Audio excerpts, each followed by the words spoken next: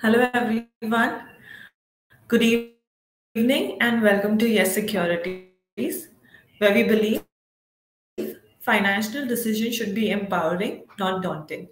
Our mission is to make finance accessible to all, regardless of background or experience. At YES Securities, we've evolved from being just a transactional broker to becoming a trusted advisor over the past decade. What sets us apart is our commitment to providing quality financial advice backed by comprehensive research and a disciplined investment process. Our flagship offering, Chlorophyll, draws inspiration from the market landscape to discuss the crucial topic of managing risk during market volatility.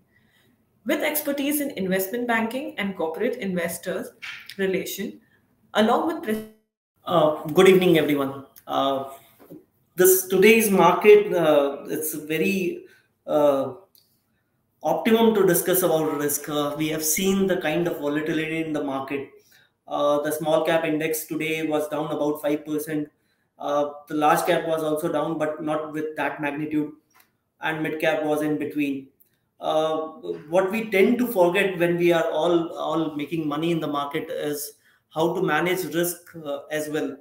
And this kind of event remind us from time to time that money making is as a skill needs to be understood along with what kind of risk we are taking in the market. uh, there is a common saying in the market that people do make lots of money in the stock market, but hardly people take it home. The reason is they are not able to manage their risk during the market volatility. So today we will be trying to discuss some of the things which might help you in terms of volatility in the market. Basically, the risk and volatility, it helps when you understand your own behavior. Uh, if behaviorally you become panicky when the market corrects 3-4%, or a portfolio corrects 3-4%, then I would advise that equity is a kind of, you need a mentor to manage your equity portfolio. Otherwise, if you're managing through mutual fund or even some kind of experts, it's fine. But if you're managing your portfolio on your own, you need to understand. The first thing is you need to understand your own behavior. Say where the small cap universe is down 5%, but even if I take the small cap universe for last 6 months performance, it is still up significantly. If I take last 1 year performance, it's more than 50% high. So if you're not able to digest this kind of volatility, because this bout of volatility is destined to come in the equity market. As a player, as a mature player in the market, our job is to understand this volatility, embrace it, and sometimes, if possible, take benefit out of it. Why I say embrace this volatility in the capital market is, there is a reason why we make higher return in equity capital market. The generally you will be making 7% if you're investing in a very safe instrument, something like government securities. If you are investing in a NCD or that kind of debt instrument, you will be making 9-10%. You make 15%, 20%, and in bull market 25-30% in equity, because you embrace that risk. And once you embrace this risk, there will be bout of volatility like we have seen today. I don't say that this volatility will end with today's correction. It might continue for some time, but one who embrace this volatility and who keep certain amount of cash at all the time will be able to take benefit out of it. I would be discussing some of the tools which can be used if you are managing your portfolio yourself. Some of the tools which you can use to play around this volatility.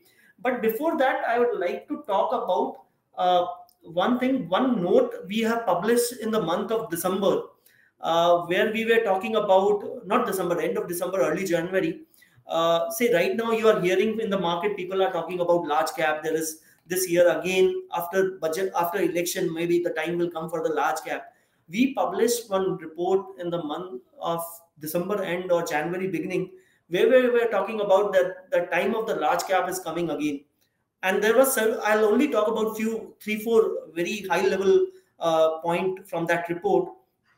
We took a data of about 13-14 years, and we evaluated performance of a small cap, mid cap, and large cap. What we found in that 13 years time period is whenever small cap has delivered 30-35% return or higher, the next subsequent period return was very subdued. So if you are delivering a very high return on a particular year, the next year return was very low. What we found in the calendar year 2023, small cap delivered about 48% return. And hence we come to the conclusion that there is kind of growth which is building in the small cap universe itself. Forget about what is happening on the SME side of the market. Other thing which we noticed was, if we take 13 years average, small cap used to trade at 13-14% discount to the large cap if we compare price to book value as a metrics for valuation. What we found at the end of calendar trading at 13-14% premium to the large cap. We see this difference in valuation to the historical level, along with the growth rate for which the small cap universe and the large cap universe is expected to grow. The large cap universe is normally expected to deliver something about 200-300 bips extra than the nominal GDP growth of the country. So there the return expectation should be the GDP will be growing at 6.5-7% in the real terms, and 5% kind of inflation. So 12% is the nominal growth of the country. And the large cap, they have a better financial might, they have better governance, they are well, they have a better employee strength, financial strength, and hence they will be able to capture a larger growth. They can grow at 15-16%. That kind of return expectation from the large cap universe we have. The small cap, being the smaller scale in size, they are expected to grow a much faster rate. But given this context, what we found, the discrepancy in the historical valuation and the current valuation was very stark.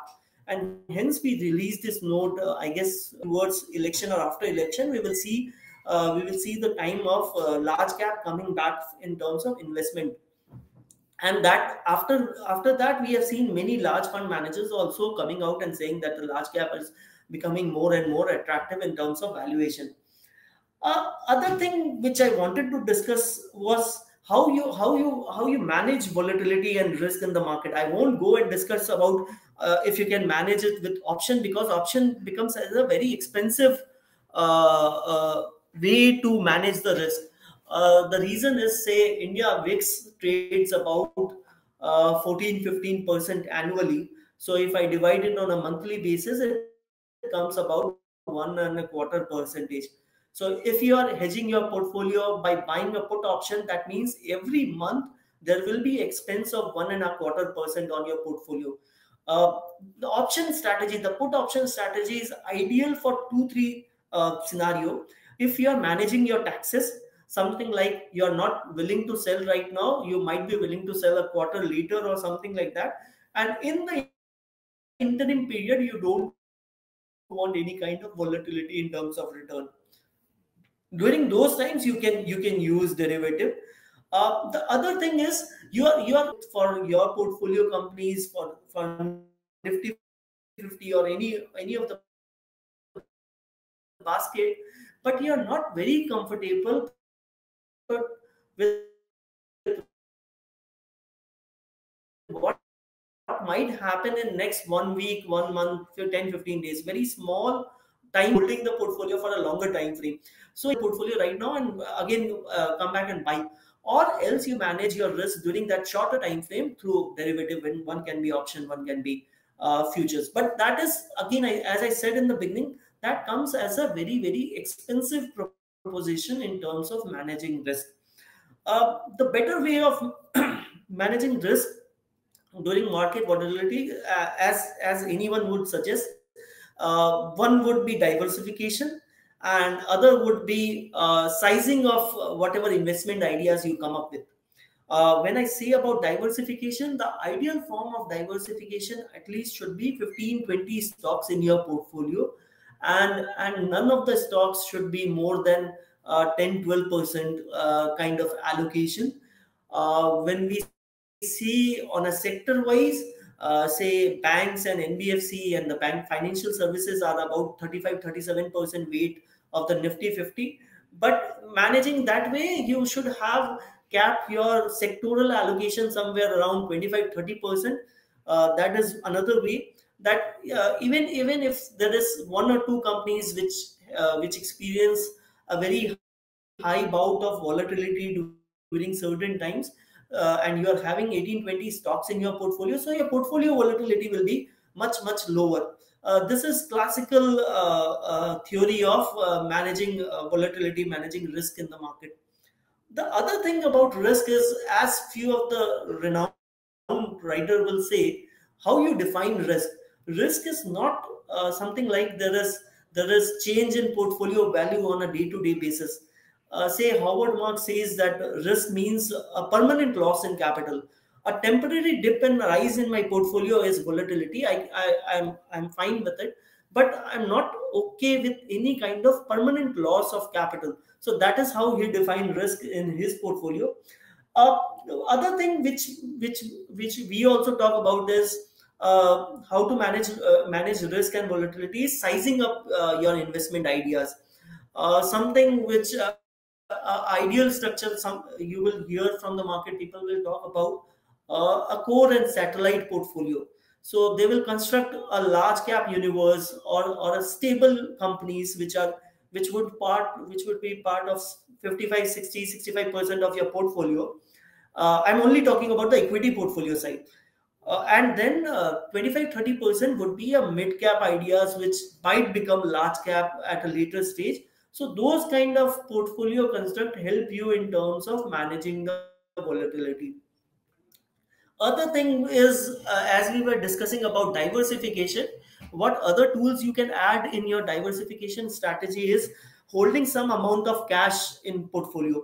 Say, and anyone who is holding, say, ideal structure is at least have 8-10% of cash across time. What if you follow any of the active mutual fund also, what they do is they keep 3-4% cash for any kind of redemption, and 3-4% cash for which is parked in liquid. So 5 to 10% kind of cash they keep in their portfolio. Ideally, if you're managing your money, then I would say 8-10% is a cash balance you should have throughout the time period.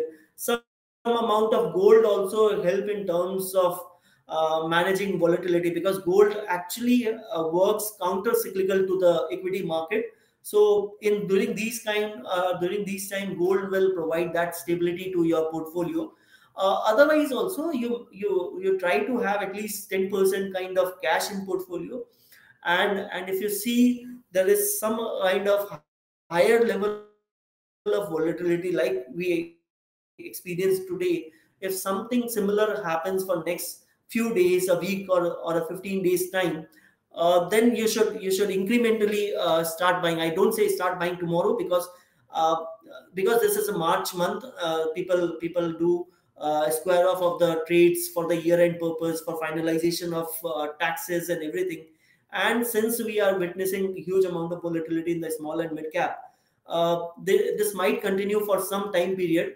But keep the cash and ready for your ideas towards the end of this month.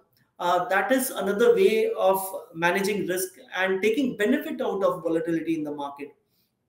Other thing which actually works very well, as we always say, is a SIP is one of the ideal way of investment. And market volatility helps you get benefit, because if you're doing SIP, say if you're buying say Reliance shares of 10,000 rupees every month, what happens is, when the price is 3,000 rupees, you will be buying a lower quantity, and when the price is 2,000 rupees, you are buying higher quantity. So in that way, if your investment amount is fixed, you are naturally playing a counter cyclical role. That Earlier I was buying three and a half shares, and now since the share price is down, I am buying 5 shares. So you are investing more when it is becoming more and more attractive. Otherwise, if you are not following equity market that closely, that actively, So passive investment, if you're doing, then you can manage it with the SIP and those things. Other things I wanted to talk about, why this kind of risk thought come into mind, or this is a natural phenomena in the market, that there will be a bout of volatility. Because normally what the baseline structure of any investment expectation, as I was saying, people used to come in the market for saying that, okay, Indian economy will be growing at 12-13% nominal. I would be happy if I make 15-16%, if I'm not taking too much amount of risk. Then in the process, what happens, the momentum catch ups, and then you see kind of liquidity gush which comes in, and your return expectation from the market also changes. This is which at the initial period, this have a kind of momentum building which helps in generating a higher return. But there comes a time where it becomes difficult in managing the risk, as we are seeing now in the say SME universe and the very very small companies. Because earlier, when we used to say smaller companies, our small cap definition used to be a 5,000 to 10-15,000 crore market cap. Now people talk about even sub 1,000 crore companies as a small cap. They are not small cap, they are micro cap. So having a larger exposure there, again, this actually adds to the kind of risk to the portfolio, volatility to the portfolio. Obviously, if the momentum continues, you will be making a much higher return. But then normally it happens, it's counter cyclical, that once market becomes heavy, then there is this kind of bout of volatility which comes, as we have seen today. So the ideal structure, as I was saying earlier, for any investor who is trying with their own personal investment, would be to have 60-65% among the large cap, 20-25-30% among the mid cap, and then you can have that micro cap, small cap, micro cap ideas, which will be 5-7%, 2-3 micro cap ideas, and allocation would be 1-2%. They might become a very large if your idea plays out. But that is how you manage risk in your portfolio. Other thing you can track in understanding portfolio risk is what kind of beta India, that company is the least beta. I say it's a volatility of the stock compared to the market. So market moves by 1%, how much that stock move? If that stock move by 2%, then the beta is about 2. So Colgate is one stock which has one of the lowest volatility beta metrics in the Indian capital market. Having a bunch of companies which are low beta, something like FMCG, something like pharma, it actually helps in terms of portfolio construction. It brings down the overall volatility in the market, volatility for your own portfolio. uh, and and also it helps in terms of whenever there is a high churn, high volatility, and there is a drawdown in the market, what you can do is, because these companies will fall by a much lower magnitude, you can release cash from these kind of ideas and deploy it to, because in market you have to manage your risk also. If you maintain similar kind of risk profile across time period, across bull market and bear market, then the return would be suboptimal. The idea should be always lower the risk when the bull market becomes excessive, and higher the risk when the bull market is when people are leaving stock market, or redeeming, not leaving, but say the redemption pressure you are hearing from the market, that there is some kind of redemption pressure which is happening in the market. Other things, what happens is how you gauge whether the volatility or say the euphoria in the market is increasing or decreasing. As we always hearing for last 1 year, the derivative trading in the Indian market have gone through the roof. That is another example of too much excessive optimism which is built in the system. So if you continuously see that trend, then it's a time for might be having a bit higher cash in the portfolio. Instead of 8%, you keep it 10-11%. uh, bear in mind that having a very high cash allocation to the portfolio is also not ideal for portfolio construct. So having a 20-25% kind of cash, so that there is correction, and I'll utilize that opportunities, I would say far more wealth has been given away in waiting for a correction rather than the correction itself. So having a ideal, everything is works with what should be the optimum level. So something like 8%, 10% kind of cash balance in the portfolio will always help. Besides this, you have gold allocation, some amount of liquid, some kind of low beta stocks in your portfolio, which will help in terms of managing risk in this kind of market.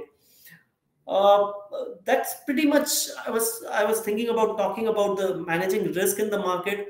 Otherwise, the thing is, you keep your investment criteria simple. Invest in a decent franchise which are available at a reasonable valuation.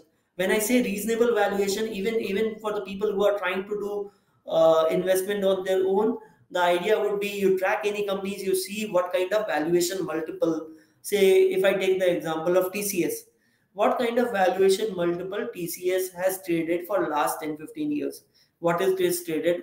You don't have to do forecasting. You can only track the trailing PE multiple, which is available on screener as well. So you check, and they also give the median multiple. So you check what the average was for last 5 year, 10 year, and what the current standing is. Then if you are able to track some of the media conversation or something like that, you will hear what kind of growth expectation for those companies. So you put your baseline expectation that this company was trading at this valuation, currently available at this, used to deliver this kind of growth multiple and growth rate, and right now the management is forecasting this kind of number. So with that understanding, you can decide whether the company is available expensive or cheap. Because the risk aggravates in the portfolio when we try to take too much amount of quick money making ideas, that okay, something will happen in this company, some celebrity investors have been buying, rather than understanding the fundamentals and the valuation construct of those companies. Chasing those ideas add, generally that those are the things which adds in terms of risk. Having a rational, reasonable expectation from the portfolio actually tone down the risk itself in the portfolio. So yeah, that's pretty much what I wanted to talk about. Today's market is kind of ripe moment, I would say, for anyone managing portfolio by themselves, to go back and understand the risk which they are trying to take on the portfolio. Don't have too much amount of high momentum counters. uh, those kind of things will help you navigate whenever the market volatility will be higher. I understand there was someone who was raising hand. There was one question. Let me just see if any one of you have any question. You can type, or you can put it on the comment section. Please don't type about the company or what will happen to stock prices. But if you want to understand something from a management of risk or portfolio construct, I would be happy to take those questions. I guess there was one. I'll just see. Can get an update on session. I hope, Hari, you are able to hear the entire session, and if not, this session is recorded. It will be uploaded on our YouTube channel. Give us 3-4 days time, and it should be uploaded there as well. So, in case any one of you have any question or want to share something, you can write. Yeah, give us 3-4 days time. It will be uploaded on our YouTube channel. It will stay there. It doesn't get deleted, I guess. About market, I would say that look, we have experienced bull market for 1.5 year or something like that time frame, and the correction only started uh, mid of February, end of February, something like that. So the one thing we should understand is the life shelf life of a bear market is very short compared to a bull market. If bull market can continue for 1.5 year, in bear market in 15 days, 1 month, 2 months time period, people will leave the market. So my understanding is we have already spent half a month in this bear market territory, and since this is March month, there can be a higher volatility. But keep your cash ready and be ready to deploy towards the end of the month or beginning of next month. But bear market, generally the shelf life of a bear market is very, very short compared to bull market. People doesn't have stamina to withstand bear market for a longer time frame. Even I guess the activity which we are seeing today in the market, if that continues for 3-4 more days, similar kind of volatility, there will be too much amount of panic in the market. Chances of risk in intraday, short term and long term. Look, intraday is, I would say, any fundamental guy will not be doing any kind of intraday. Intraday people will only do if you have any kind of news or if you are following some kind of charts and pattern. That's the only window provided for the intraday traders, and it's highly risky. Very few people.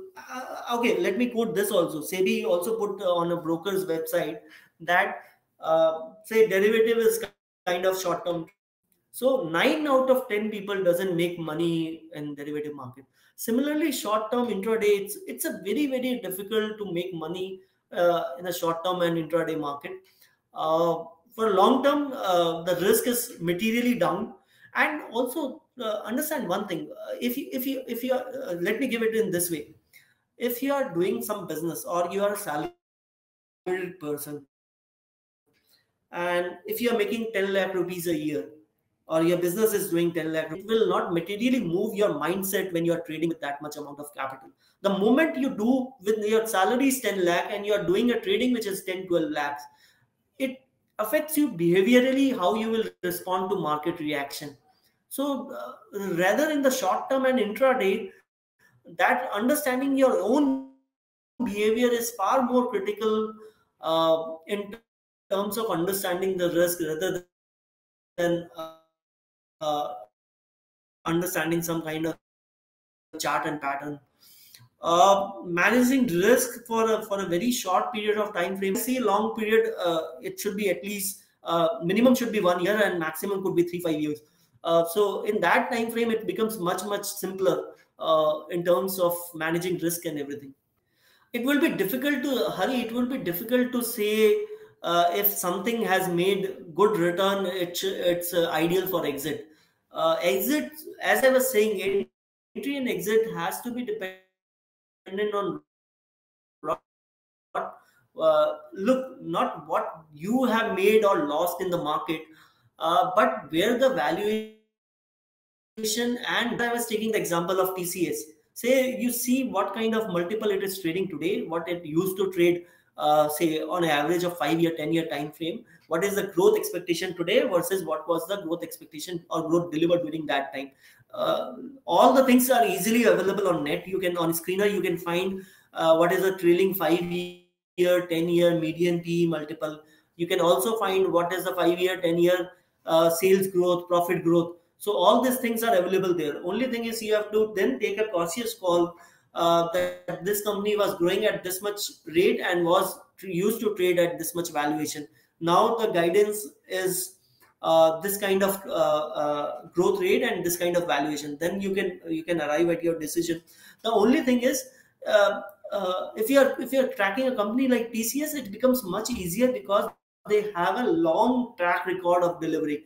uh, there will be very few instances when you will see that TCS has guided for 15% growth and grew 5%. But if you're tracking any small cap might delivered, you have to also see how they have delivered on their promises, what they used to convey and what they used to deliver.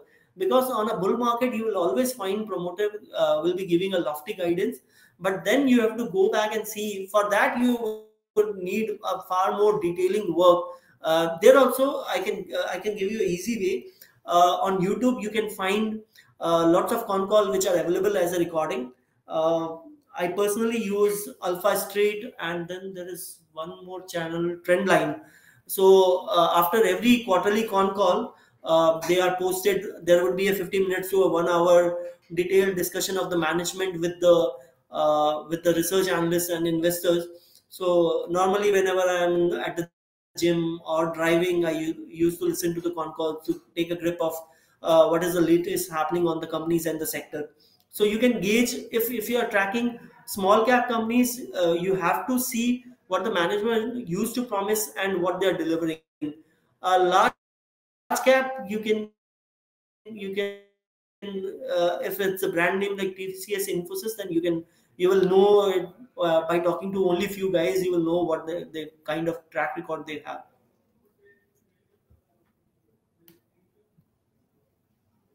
Just a second, there is, I guess, one more question. But we lose profit among certain spikes in long term. Which is the best free tool for analyzing shares and MF for SIP for individual? Look, best tools for analyzing shares, I can give you few of the tools which used to help me 10, 12 years back, kind of tools. Something like, as I was saying, Screener has a lot of information. You go to Screener, on the document section, you will find their annual report, you will find their presentation, you will find their con call, the detailed 20-page discussion with the analysts. So that is one easily available tool. Other thing is, as I was saying, YouTube, you can listen to the con call because it becomes easier to grasp. You will understand the tone of the analysts when they are asking questions from the management. Trendline is another database. They also share research reports. So that way you will develop your understanding about the sector and the companies. Try to read as much as possible. If you are planning to do long term investment by yourself, the ideal way is to build that wealth of knowledges by reading and reading. And initially, it will be difficult to come up with your own idea. So whatever reading and idea you come up with, you discuss with someone who is a veteran in the market. You need a mentor for that aspect, and see whether your understanding goes well or not. Ideal way, I would say, is if you have 100 rupees to invest, uh, 90 rupees should be with an expert. So people like YES Securities, who are managing fund for the client, or mutual fund. So 90 rupees should be with the expert, and 10 rupee, 5 rupee, 10 rupee, you try to manage it yourself and see your behavior for two bear market. Because the beauty of your investment is not reflected in a bull market. In bull market, everyone makes money. The beauty of your ideas will be reflected in a bear market. So try to see your behavior in a bear market, and if you are comfortable with managing your money, and if you see IRR delivered is decent enough, then you increase that 90-10 balance which I mentioned, that 90 rupees should be with the expert and 10 rupees you can manage with yourself. Then you try to switch to, we get good profit with good calculation in short term. I will not be a right person, because we have chartists and quant guys who give short term trading ideas. My forte lies in understanding business, understanding sectors, and give long term ideas. So I would not be a right person to comment on intraday and short term investment and trading. I guess it was that's it from my side. It was great fun discussing with you guys, and thanks for sparing your time and be available for this discussion. We will continue to have similar kind of sessions going forward. Sometimes on the fundamental side, sometimes on the technical and trading side also.